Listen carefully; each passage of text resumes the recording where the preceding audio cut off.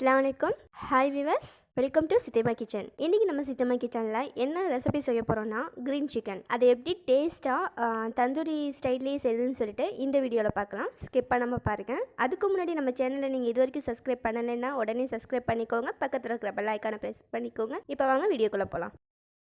Green chicken செய்கிறதுக்கு நம்ம first புதினா மல்லி நிறைய எடுத்துக்கலாம். அது நல்லா வாஷ் பண்ணிவிட்டு ஒரு மிக்ஸி ஜாடியில் சேர்த்துக்கலாம். இது கூட பச்சை மிளகா எடுத்துப்போம். நல்லா காரத்துக்கு தகுந்த மாதிரி நான் 6லேருந்து 7 பச்சை மிளகா எடுத்திருக்கேன். இதை நல்லா கிரைண்ட் பண்ணிக்கலாம்.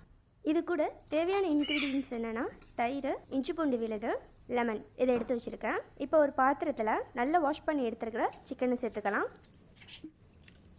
நம்ம கிரைண்ட் பண்ண புதினா மல்லி பேஸ்ட்டை இந்த சிக்கனில் ஆட் பண்ணிப்போம். இது கூட 2லேருந்து 3 ஸ்பூன் அளவுக்கு தயிர் சேர்த்துக்கலாம்.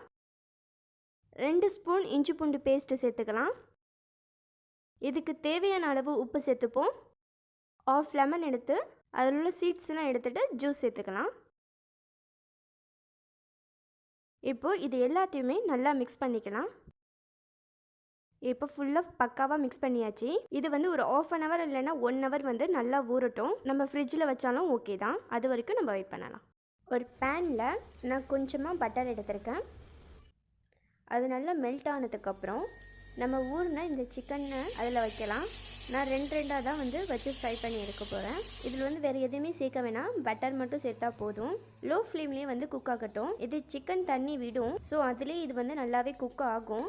நம்ம ஒரு மூடியை வச்சு க்ளோஸ் பண்ணிடலாம். இது தண்ணி விட்டு நம்மளுக்கு அதுலேயே குக் ஆகிடும். ஸோ இப்போ ஒரு 2 minutes ஆகிடுச்சு. நம்ம ஓப்பன் பண்ணி பார்க்கலாம். நல்லா தண்ணியாக நல்லா கதன்னு இருக்கு. இப்போ வந்து நம்ம டேன் பண்ணி போட்டுருவோம்.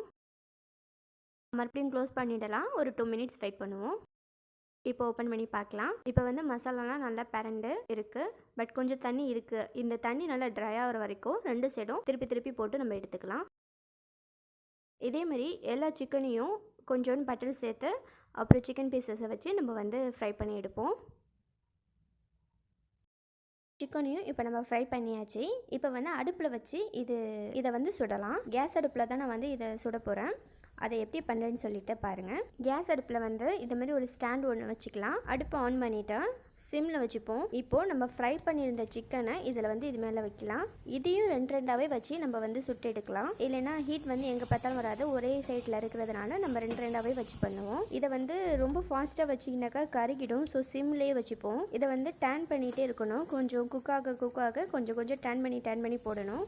இப்போ 2 சைடுமே நல்லா குக் ஆனதுக்கப்புறம் நம்ம எடுத்துடலாம்.